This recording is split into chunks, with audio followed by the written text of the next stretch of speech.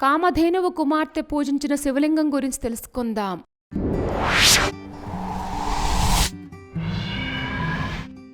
తేనుపురేశ్వర ఆలయం. ఈ ఆలయం తమిళనాడులోని పట్టీశ్వరం గ్రామంలో ఉన్న శివునికి అంకితం చేయబడిన ఆలయం. ఇక్కడ శివుడు లింగ రూపంలో కొలువై దర్శనమిస్తారు. పట్టీశ్వరం కుంభకోణం నుంచి దాదాపు 8 కిలోమీటర్ల దూరంలో ఉంటుంది. ఈ ఆలయంలో స్వామివారిని పట్టీశ్వరర్ లేదా తేనుపురీశ్వరర్ అని పిలుస్తారు. అలాగే పార్వతీదేవిని జ్ఞానాంబిగై అని పిలుస్తారు.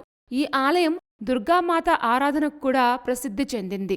ఈ పట్టీశ్వరం ఆలయం పురాతనమైన ఆలయం మరియు చాలా పెద్దది.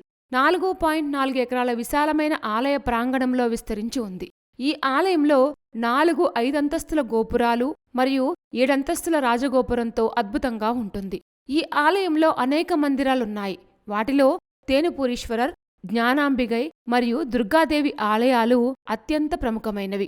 ఈ ఆలయాన్ని మొదట చోళులు నిర్మించారని నమ్ముతారు. ప్రస్తుత రాతి నిర్మాణం 16వ శతాబ్దంలో నాయక కాలంలో నిర్మించబడింది.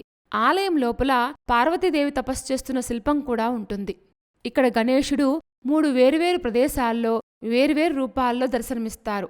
అంటే అనుగై పిల్లయార్, మాధవర్ణ పిల్లయార్ మరియు స్వర్ణ వినాయకర్గా దర్శనమిస్తారు. ఈ ఆలయం యొక్క స్థల పురాణం గురించి తెలుసుకుందాం. పురాణాల ప్రకారం దివ్యమైన ఆవు కామధేనువు కుమార్తె పట్టి ఇక్కడ స్వామిని పూజించింది.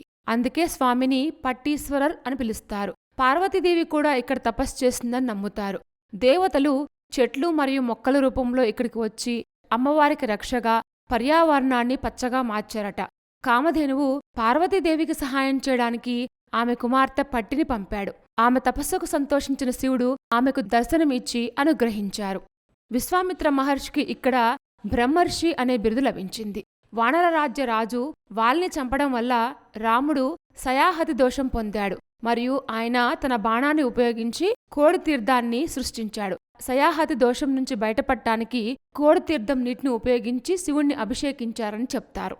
ఆలయానికి ఉత్తరం వైపున దుర్గాదేవికి అంకితమైన సన్నిధి ఉంది. ప్రధాన దేవుడు శివుడైనప్పటికీ ఇక్కడ దుర్గాదేవి కూడా చాలా శక్తివంతమైంది. ఇక్కడ దుర్గాదేవి శాంత స్వరూపిణిగా దర్శనమిస్తుంది. అమ్మవారి వాహనమైన సింహంపై కూర్చొని మహిషాసురుడి తలపై పాదాలను ఉంచి దేవత త్రిభంగ ఆకారంలో దర్శనమిస్తుంది. సాధారణంగా సింహం కుడివైపు ముఖంగా ఉంటుంది. అయితే ఇక్కడ సింహం ఎడంవైపు ముఖంగా ఉంటుంది. అమ్మవారి చేతుల్లో శంఖం, చక్రం, విల్లు, బాణం, కత్తి, డాలు మరియు చిలకని కలిగి ఉంటుంది. ఈ అద్భుతమైన ఆలయం కుంభకోణం నుంచి 6 కిలోమీటర్ల దూరంలో, దారాసురం నుంచి 3 కిలోమీటర్ల దూరంలో ఉంటుంది.